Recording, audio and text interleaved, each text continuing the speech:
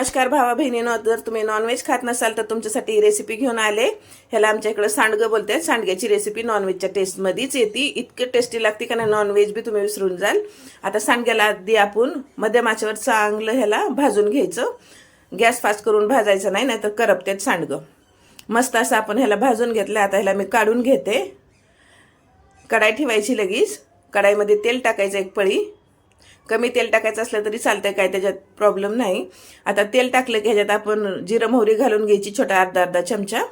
जिरं मोहरी चांगली तडतडती तवर आपण इथं एक वाटण करून घेऊ. थोडीशी कोथिंबीर, आलं, लसूण आणि सुक्कं खोबरं. सुक्कं खोबरं बघा मी इथं 3 चमचे घेतले.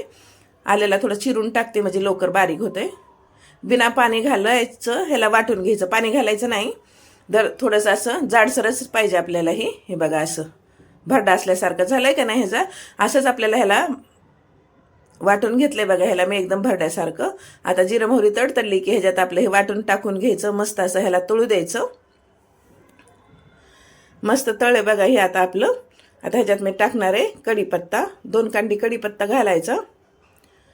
थोडंसं हिंग पावडर टाकते. ही वडी बी बोलतात बघा ह्याला सांडग्याला. डाळीची असते आणि थोडंसं ह्याच्यात तिखट मीठ बी घातलेलं असते, तर थोडं तुम्ही तिखट मिठाकडे लक्ष देऊन घाला. एक मोठ्या आकाराचा कांदा घातला ह्याच्यामध्ये. जास्त बारीक कापायचं नाही, जास्त मोठा बी नाही कापायचा. असं मध्यम आकाराचा कापून आपण ह्याच्यात टाकलाय. चांगलं ह्याला परतून घेऊ.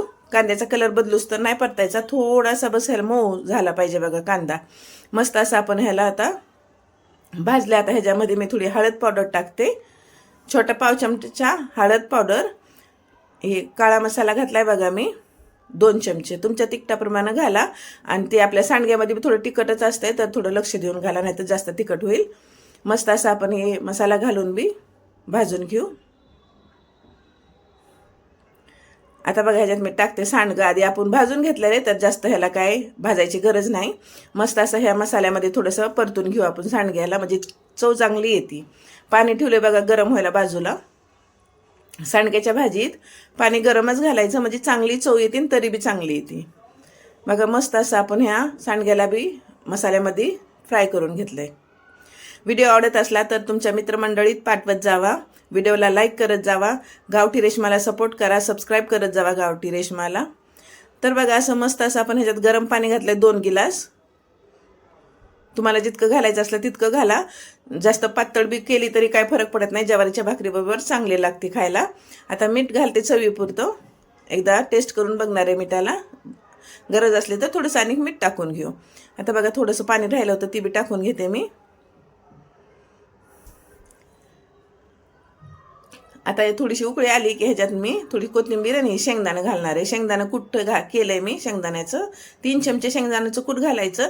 जर तुम्हाला शेंगदाण्याचं कूट आवडत नसलं तर तुम्ही काय करा, ती सांडगेत ना त्याला भाजल्यावर थोडंसं मिक्सरमधून फिरवून घ्या आणि मग ती सांडग्याचं ते भरडा झाल्याला ती बी घातला तरी चालतंय. पण शेंगदाण्याच्या कुटानं चवलंही चांगली येते, तर शेंगदाण्याचं कूट नक्की घाला. मस्त असं आपलं ह्याला आली उकळी बघा. आता थोडीशी कोथिंबीर देते टाकून. मंद आचेवर ह्याला शिजू द्यायचं 10 मिनिटं. मस्तच लागते. मटणाची गरज नाही बरं का. इतकी टेस्टी लागते सांडग्याची भाजी. ज्वारीची भाकर, पापड, कांदा मस्त लागते बघा. एकदा करून बघा. आता ह्याला मी 7-8 मिनिटं शिजू दिले. मस्त आपली ही शिजली. आता बंद करते गॅस आणि उतरते खाली. ज्वारीच्या भाकरीबरोबर वाढते खायला. तुम्ही बी करून बघा बरं का एकदा. आणि माझ्या चॅनलला सबस्क्राईब करत जावा. धन्यवाद.